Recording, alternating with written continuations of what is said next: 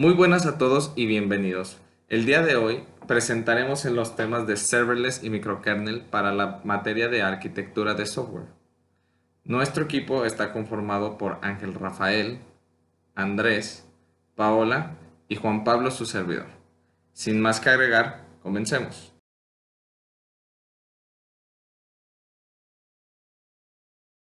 Bueno, yo les voy a hablar acerca de la arquitectura de microkernel, el cual también es conocido como una arquitectura de plugins, bueno, el cual te permite crear aplicaciones extensibles mediante la cual es posible agregar nueva funcionalidad mediante la adición de pequeños plugins que extienden la funcionalidad inicial del sistema. Bueno, en una estructura de este tipo, las aplicaciones se dividen en dos tipos de componentes, que vienen siendo las del sistema core o bien el sistema central, y los plugins, que vienen siendo también como los módulos. El sistema core contiene los elementos mínimos para hacer que las aplicaciones funcionen y cumplan el propósito que tenían por el cual fue diseñada. Por otra parte, los módulos o plugins con componentes periféricos que añaden o instalan al componente core para extender su funcionalidad. En este sentido solo puede haber un componente core y muchos plugins. En esa imagen se puede apreciar más la arquitectura de este tipo. La idea central de este estilo arquitectónico es permitir la extensión de su funcionalidad o personalización, pero respetando el principio Open Closet. ¿Qué quiere decir esto? Que está abierto para extender la funcionalidad, pero está cerrado para modificar su funcionalidad principal. De esta forma, se logra que los desarrolladores puedan crear plugins para agregar nueva funcionalidad o extender la existente, pero sin alterar la funcionalidad core del sistema. Los ejemplos más claros de esta arquitectura son los IDEs de desarrollo como vienen siendo Eclipse, NetBeans, Visual Studio Code o los sistemas de ofimática como Word, PowerPoint, Excel, entre otros.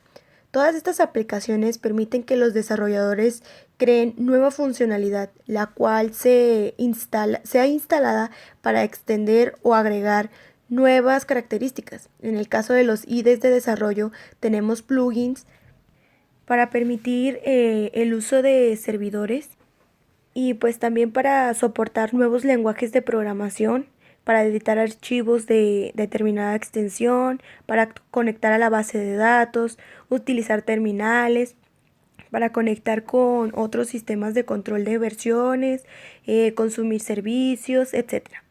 En el caso de los programas de ofimática tenemos la opción de conectarnos con servicios como SharePoint, almacenamiento en la nube, con Google Drive, Dropbox, OneDrive, integración con Stack, también plugins para insertar firmas electrónicas, traducción, etcétera. Descripción del patrón. La lógica de la aplicación se divide entre los módulos de complementos independientes y el sistema básico, lo que proporciona extensibilidad, flexibilidad y aislamiento de las características de la aplicación y la lógica de procesamiento personalizada. Uno de ellos es el sistema principal del patrón, esto sobre la arquitectura de microkernel. Tradicionalmente contiene solo la funcionalidad mínima necesaria para hacer que el sistema sea operativo. Muchos sistemas operativos implementan el patrón de arquitectura micronúcleo, de ahí el origen del nombre de este patrón. El sistema principal en empresas grandes se define a menudo como el código personalizado SANS de la lógica de negocios general por casos especiales, reglas especiales o procesamiento condicional complejo. El segundo módulo son los módulos plugin. Son componentes dependientes e independientes que contienen procesamiento especializado, caracterizado, adicionales y código personalizado que están destinados a mejorar o ampliar el sistema principal para producir capacidades empresariales adicionales en un mejor rendimiento sobre el sistema. Tenemos algunos ejemplos de patrones. Tal vez el mejor ejemplo de la arquitectura de microkernel es el ID de Eclipse. Descargar este producto de Eclipse básico te proporciona poco más que un editor elegante. Sin embargo, una vez que comienza a agregar plugins, se convierte en un producto altamente personalizable y útil para las funciones de los programadores y adaptándose a la programación especializada. Otro ejemplo que utilizamos cotidianamente son los navegadores de Internet. Son otros ejemplos de productos común que utilizan la arquitectura de microkernel. Los visores y otros complementos agregan capacidades adicionales de que otro modo no se encuentren en el navegador básico, es decir, el sistema principal. A continuación realizaremos un análisis de patrones. En este se basarán en una clasificación. Para cada característica se basa en la tendencia natural de dichas características, como una capacidad basada en una implementación típica del patrón. A continuación mostramos agilidad general. La puntuación en este caso es alta, ya que la agilidad general es la capacidad de responder rápidamente a un entorno constante de cambio. Los cambios se pueden aislar e implementar rápidamente a través de módulos, plugins, acoplados libremente. Otra es la facilidad de despliegue, puntuación alta. El análisis, dependiendo de cómo se implementa el patrón, los módulos de plugin se pueden agregar dinámicamente al sistema principal en tiempo de ejecución. La testabilidad. La puntuación es bastante alta, ya que los módulos de plugin se pueden probar de forma aislada y el sistema central puede burlarse fácilmente para demostrar o crear prototipos de una característica en particular, como un poco, ninguno o cambio en el sistema. Rendimiento. La puntuación es alta. El análisis. Aunque el patrón de microkernel no se presente naturalmente a aplicaciones de alto rendimiento, en general la mayoría de las aplicaciones creadas con el patrón de arquitectura microkernel funcionan bien, porque pueden personalizar y optimizar las aplicaciones para incluir solo las características que necesitan. Tradicionalmente hemos creado e implementado aplicaciones web en las que tenemos cierto grado de control sobre las solicitudes HTTP que se realizan a nuestro servidor. Nuestra aplicación normalmente se ejecuta en ese servidor y nosotros somos los responsables en administrar los recursos para ella. Y sobre esto existen algunos problemas. El primero de los problemas es que se nos cobra por mantener el servidor activo incluso cuando no estamos atendiendo ninguna solicitud. El segundo problema es que somos responsables del tiempo de actividad y mantenimiento del servidor y todos los recursos. También el tercer problema es que somos responsables de aplicar actualizaciones cada que nuestro servidor lo necesite. Y por último, el cuarto problema es que a medida que el uso aumenta del servidor, necesitamos administrar la escala hacia arriba. Y cuando el uso es bajo, necesitamos administrarla hacia abajo. Esto, para las pequeñas empresas y desarrolladores individuales, puede llegar a ser mucho que manejar. Entonces, esto termina extrayéndolo del trabajo más importante que tienen, que es construir y mantener la aplicación. Entonces, pues las organizaciones más grandes manejan equipo de infraestructura y por lo general no es responsabilidad de solo un desarrollador. Sin embargo, los procesos necesarios para apoyar esto pueden terminar ralentizando los tiempos de desarrollo, ya que no se puede seguir adelante en la construcción de la aplicación sin trabajar con el equipo de infraestructura para poder ponerse en marcha. Como desarrolladores hemos estado buscando una solución a estos problemas y aquí es donde serverless entra en juego. La computación sin servidor o serverless es un modelo de ejecución en el que el proveedor en la nube es responsable de ejecutar un fragmento de código mediante la asignación dinámica de los recursos y cobrando solo por la cantidad de recursos utilizados para ejecutar este código. El código generalmente se ejecuta dentro de los contenedores que pueden ser activados por una variedad de eventos que incluyen solicitudes HTTP, eventos de base de datos, servicios de colas, alertas de monitoreo, carga de archivos, etc. El código que se envía al proveedor en la nube para la ejecución es generalmente en forma de una función. Por lo tanto, serverless a veces se denomina como funciones de servicio o FaaS. Las siguientes son las ofertas de funciones de servicio de los principales proveedores en la nube. El primero es AWS Lambda, Microsoft Azure con Azure Function y Google Cloud con Cloud Functions. Una vez que entendimos la teoría y todo lo que está detrás, lo que el significado de serverless, nos queda la grandísima pregunta: ¿cómo es que funciona? Y para poder responder a esta pregunta, primero tenemos que hacer una comparación y dejar en claro una arquitectura que se usa comúnmente en lo que es los sistemas de aplicaciones web. Esta es la arquitectura monolítica. La arquitectura monolítica nosotros lo vemos en muchísimas aplicaciones, y esto se puede basar en tres partes muy importantes y tres partes para que nuestra aplicación sirva de manera debida.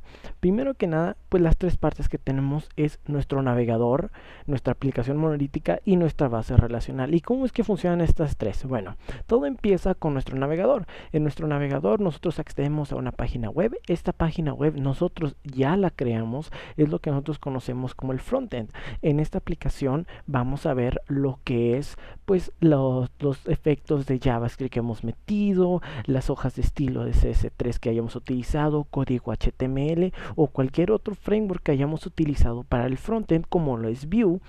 Pero también esto nos permite hacer la interacción entre lo que es nuestras peticiones, las peticiones que hace nuestro cliente con nuestra aplicación monolítica. Nuestra aplicación monolítica es la que se encarga de hacer toda la lógica detrás de lo que nuestro cliente nos pide. Esto está escrito mayormente en HTML, con JavaScript es donde nosotros también podemos ver lo que es el modelo vista controlador, y aquí mismo esto lo podemos utilizar también y desarrollar bajo frameworks de backend que se conocen comúnmente como lo es Laravel, como lo que es de Django y como lo que es Flask.